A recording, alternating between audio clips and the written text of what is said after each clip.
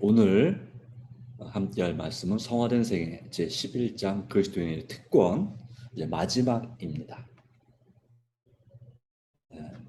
이제 오늘로 성화된 생애 말씀 묵상이 끝나고요. 이제 내일부터는 어, 원래 이름은 살아남는 이들인데요. 또 다른 번역으로 이제 구속의 이야기라고 그렇게 이름이 정해져서 또 나온 책이 있습니다.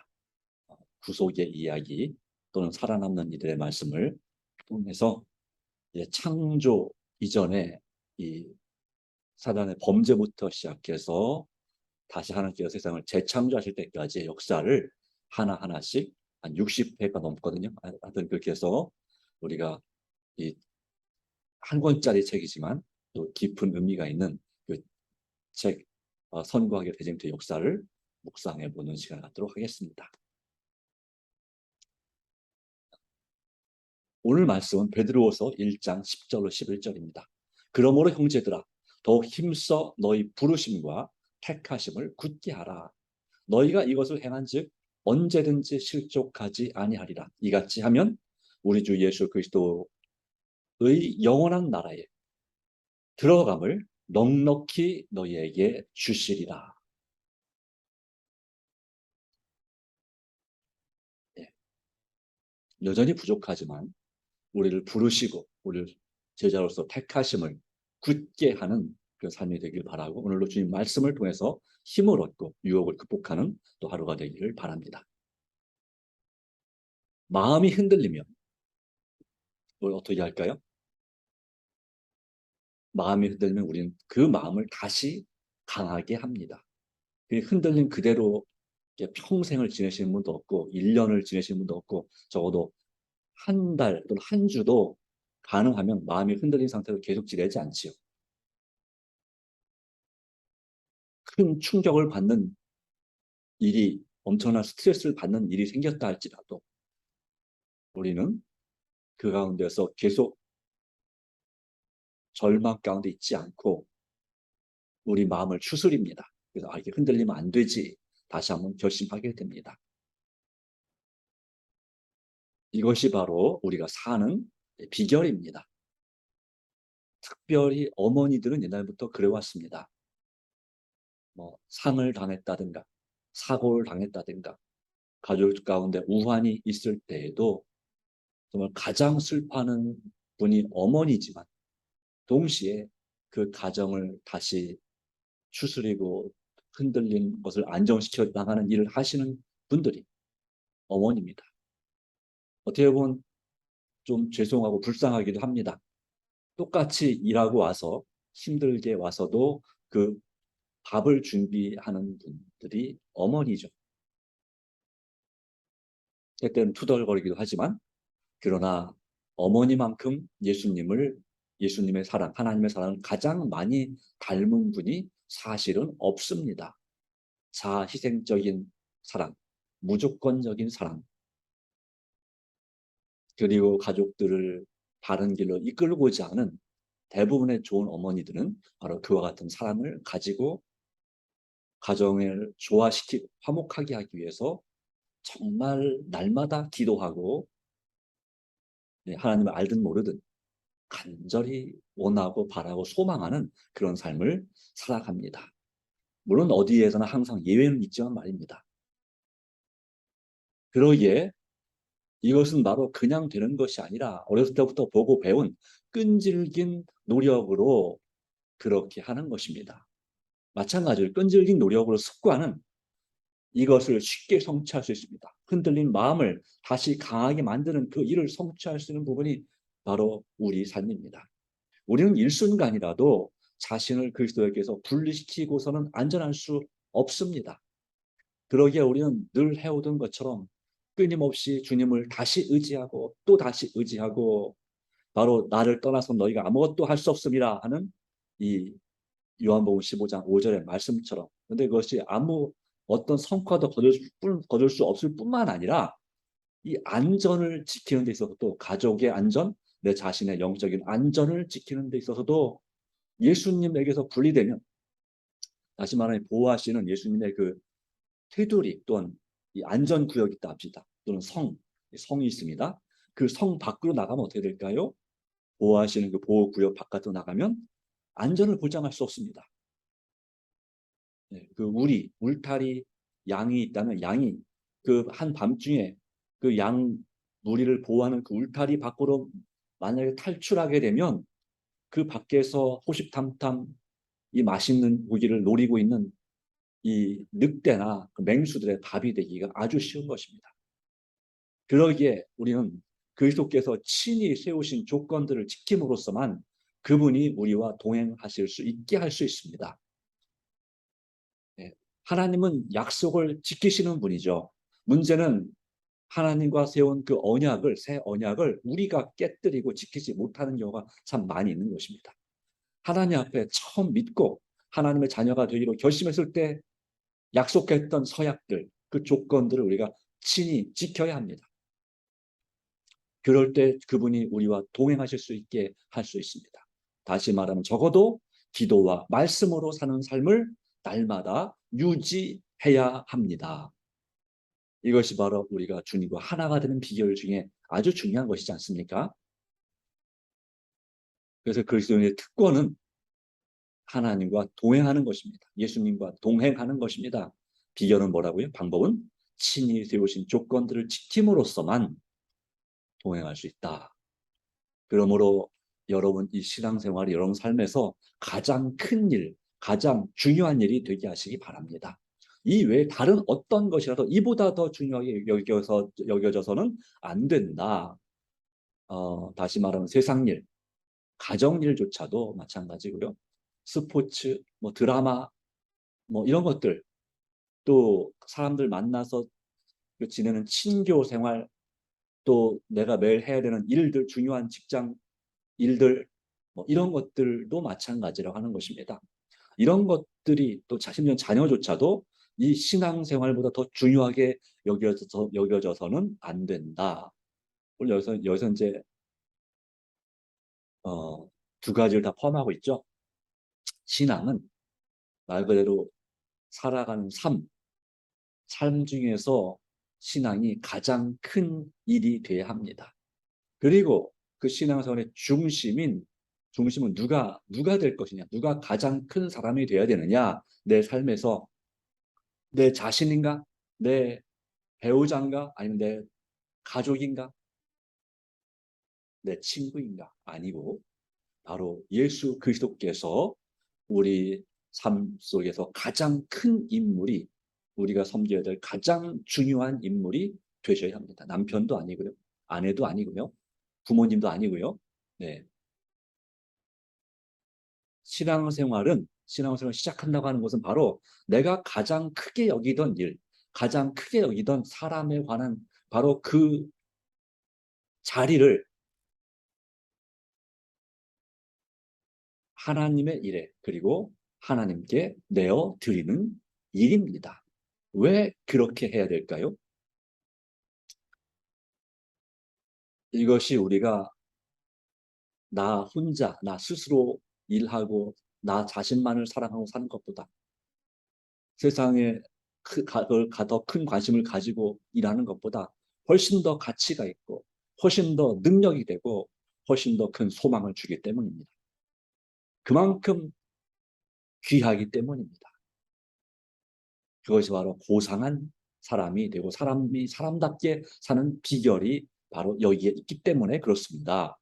그러기에 성화령 생의 93페이지는 우리의 혼과 몸과 영의 모든 능력이, 다시 말하면 전인적인 능력이 그리스도의 싸움에 투입되어야 한다라고 말씀하고 있습니다.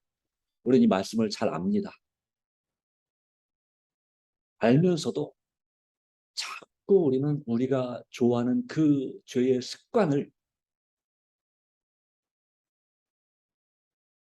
여러 가지 이유로 끊기가 참 어려운 것도 압니다.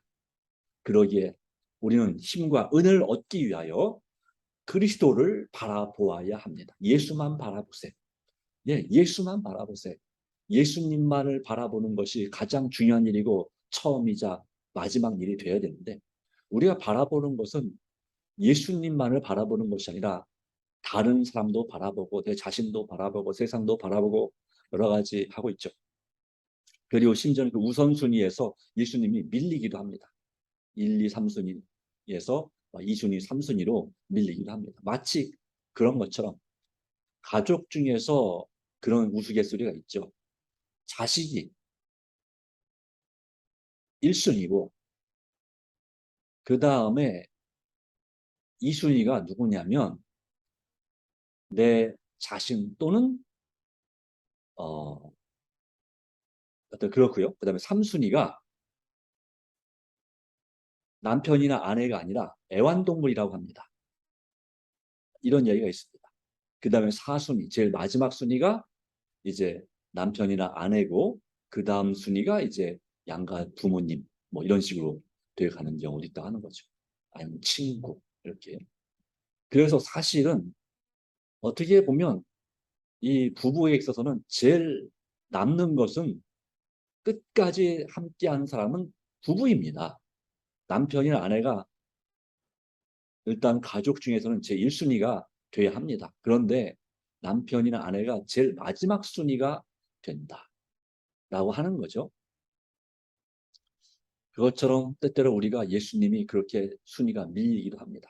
그래서 사실은 예수님이 나 자신보다도 내 가족보다도 제 1순위가 되어야 되는 건 사실입니다. 그럴 때에 내 자신뿐만 아니라 내 가족들이 또 내가 아는 그런 이 사람들이 정말 잘 되고 강건하게 될 수 있습니다. 형통하게 될 수 있습니다. 그리하면 예수께서 우리를 위하여 돌아가신 것이 확실한 것처럼 우리가 승리를 얻는 것도 확실할 것이다 라는 약속의 말씀이 있습니다. 예수께서 우리를 위하여 돌아가신 것이 확실합니까?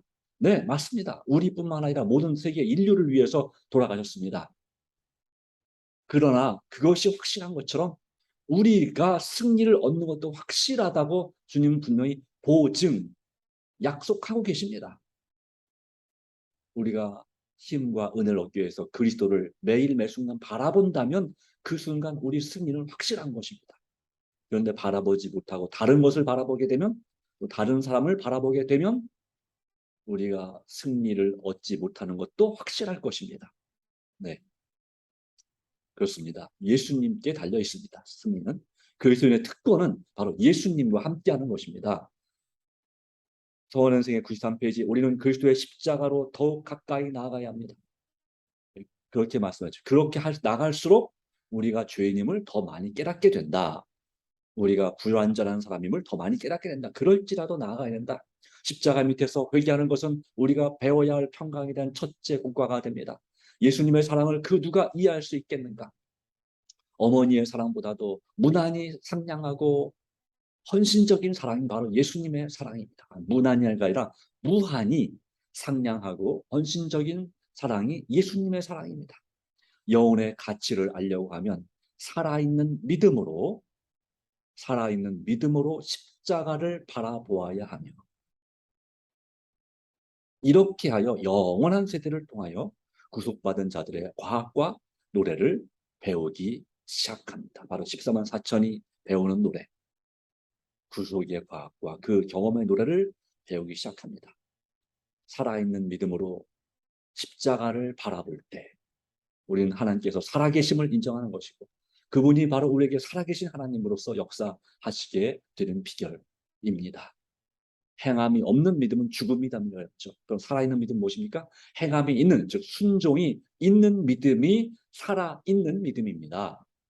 산 믿음으로 우리를 구원하신 예수님의 십자가를 깊이 묵상하고 또 그 십자가의 그 사랑과 공로를 의지하여 기도하는 우리 삶이 되기를 바랍니다. 성화는 전진하는 것이다 라고 했습니다. 매일매일의 과제고요. 점진적인 것이고요. 전진하는 것입니다. 앞으로 나아가는 것입니다. 더 높은 곳을 향하여 날마다 나아가는 것입니다.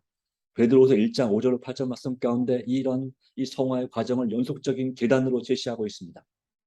몇 가지인가 보세요. 너희가 더욱 힘써 너희 믿음의 덕의 지식의 절제의 인내를, 인내의 경건의 형제 우애의 사랑을 공급하라. 몇 가지입니까? 8가지 단계입니다. 8가지 단계. 믿음. 예. 가장 기본은 바로 성화의 기본은 믿음으로 시작합니다. 덕, 덕은 도덕 또는 지혜로 될 수 있겠고요. 예. 남을 배려하는 윤리, 이런 마음, 믿음의 이런 덕망이 있다라고 하죠. 인덕이 있다라 말하죠. 그건 덕입니다. 예. 그 다음에 말씀을 잘 알아야 됩니다. 성경 말씀을 전문가가 돼야 됩니다. 네, 그 정말 성경 말씀이 전문가가 혹시 아닐지라도 저 익숙해져야 됩니다. 지식, 하나님을 아는 지식 말씀에 있습니다. 그렇죠? 그리고 지식이 뭐가 필요합니까? 절제. 네, 이 건강 개혁, 이 절제 생활 우리가 책을 묵상했습니다. 영적인 그리고 마음적인 그리고 육적인 절제 생활 개혁이 필요합니다. 하나님께 주신 건강 법칙 8가지 또는 12가지의 건강 법칙을 지켜서 우리가 순종하는 그 절제의 습관. 마음의 절제. 무엇보다도 마음의 절제가 제일 중요하죠. 하나님을 신뢰함. 그렇죠? 그 다음에 성도는 오래 참아야 합니다. 인내. 뭐에 대해서?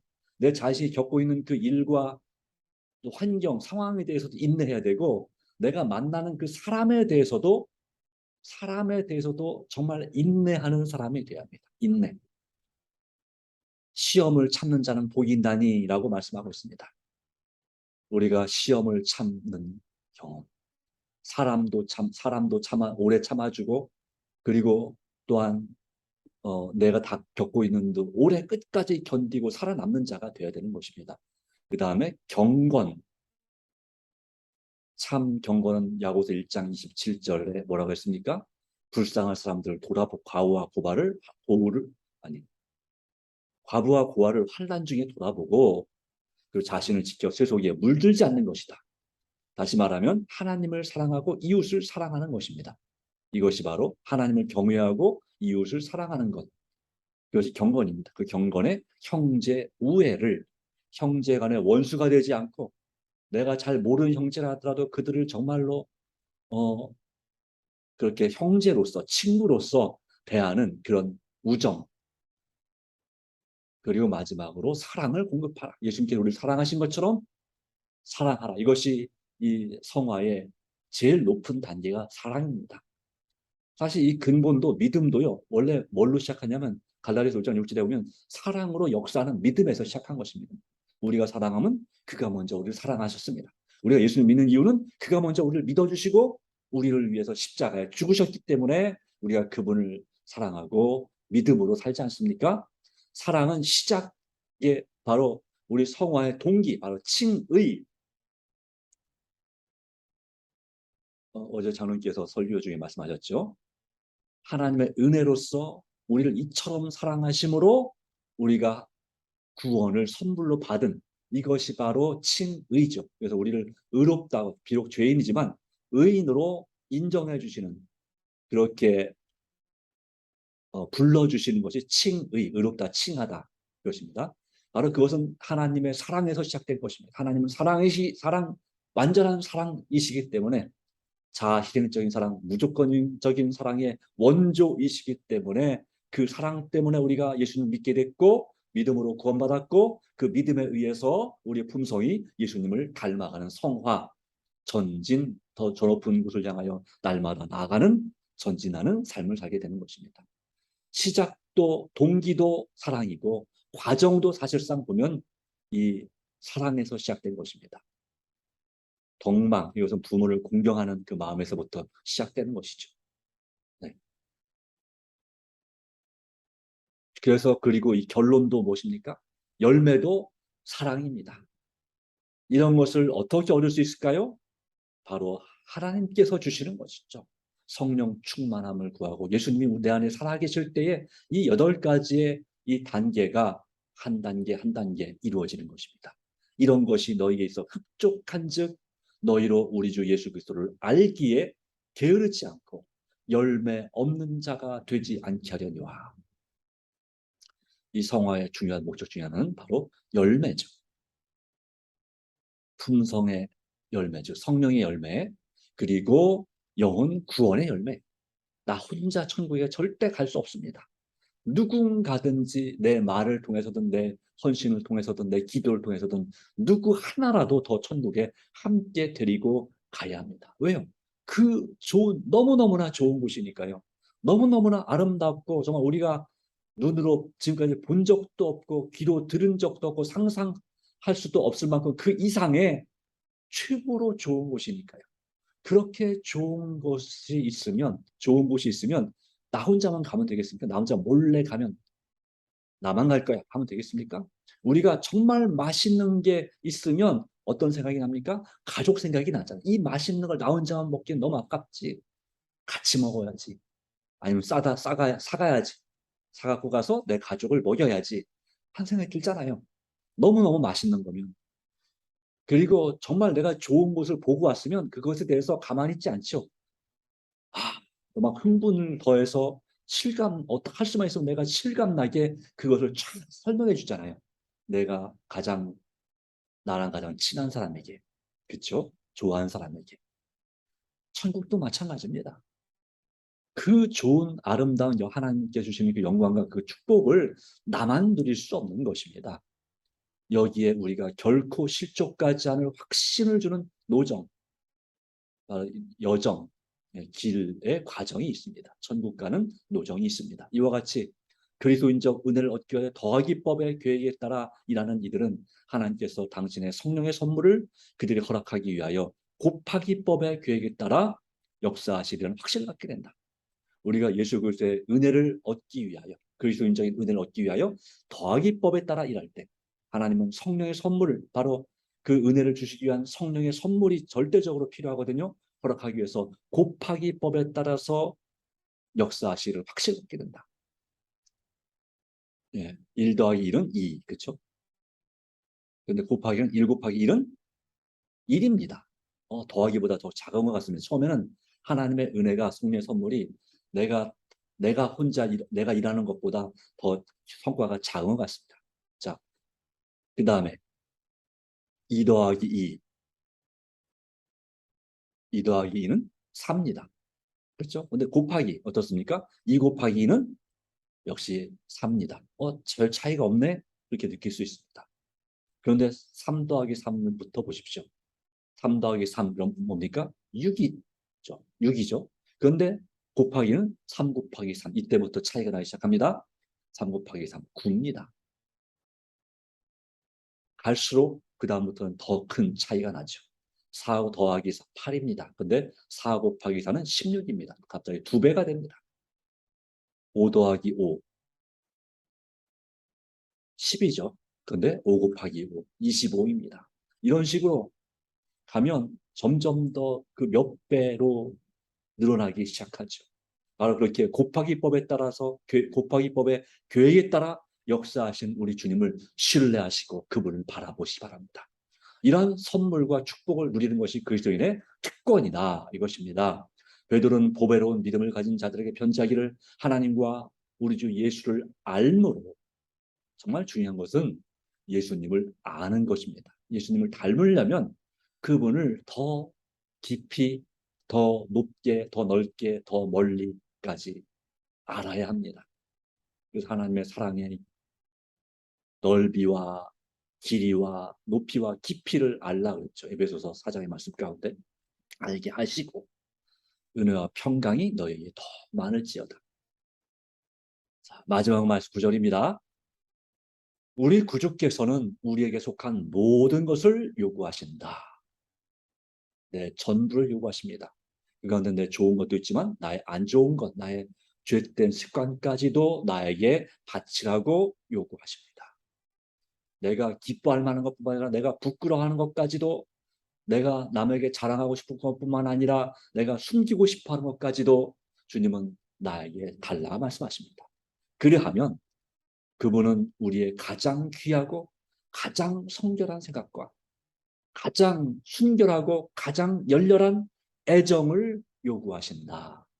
그분은 모든 것을 요구하신, 특별히 생각, 가장 귀하고 가장 성결한 생각을, 그리고 애정, 가장 순결하고 가장 열렬한 애정을 요구하십니다.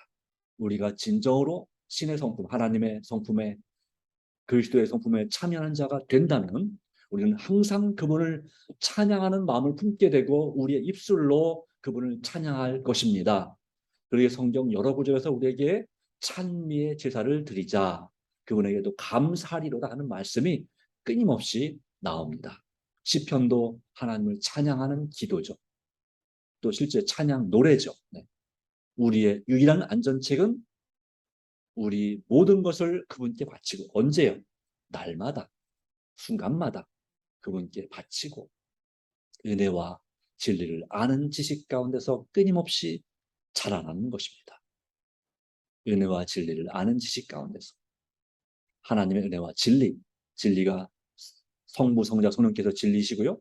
그분의 말씀, 하나님의 성경 말씀, 또 이와 같은 성화된 생애 같은 이 말씀들이 하나님 바로 진리입니다. 하나님을 아는 지식 가운데서 끊임없이 자라나는 것이다. 우리는 비록 우리의 인간적인 몸의 육신의 키는 이제 다 자랐지만 우리의 마음과 우리 영혼의 영적인 성장에 있어서는 끊임없이 자라나야 될 줄로 믿습니다.